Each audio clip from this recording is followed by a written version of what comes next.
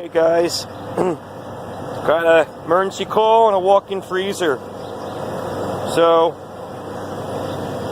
what we got going on is pressure's not coming on.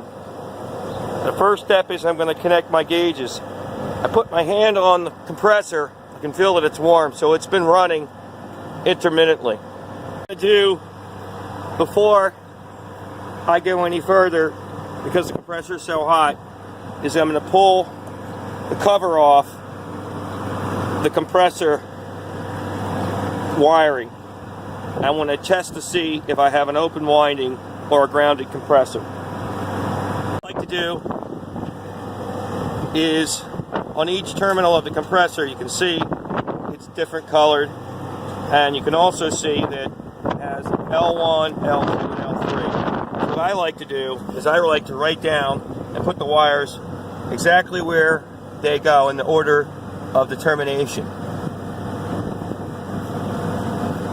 So the blue wire goes to the top, yellow wire goes to the right, and the red goes to the bottom. I'm working on this unit. I pulled the disconnect out.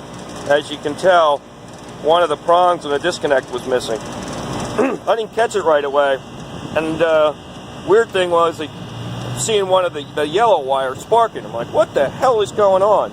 Well, apparently because we only broke one of the legs of the power. Something to look for. What I'm going to do is I'm going to check for a grounded compressor. And how you do that is you go.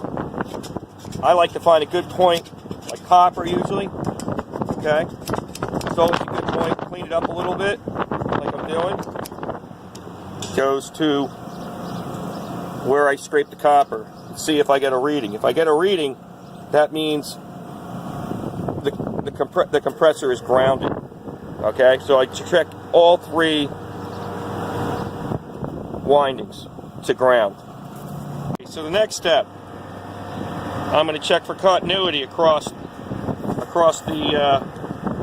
windings. So I go to, give you an example here, I'm going to do a continuity test from L2 to L1.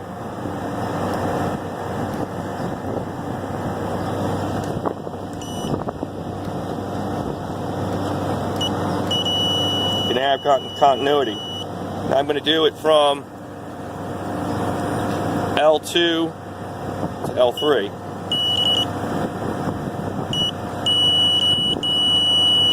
Now L1 to L3.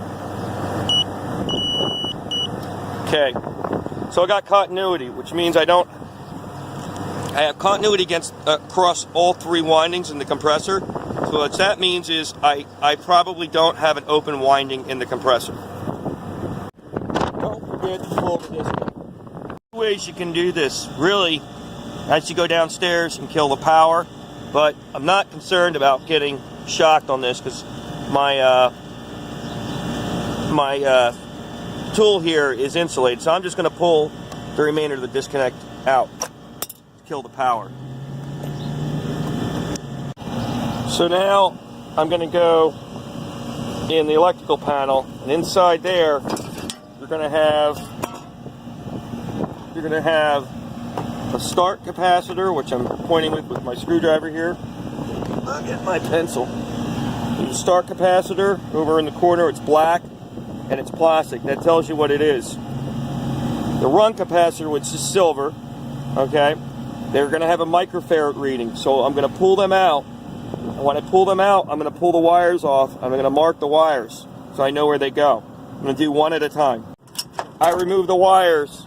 What you want to do is take your screwdriver and ground to each side of the terminals, the wire terminals. So I use a screwdriver, just go in there and tap on each side. You'll see what I'm doing here.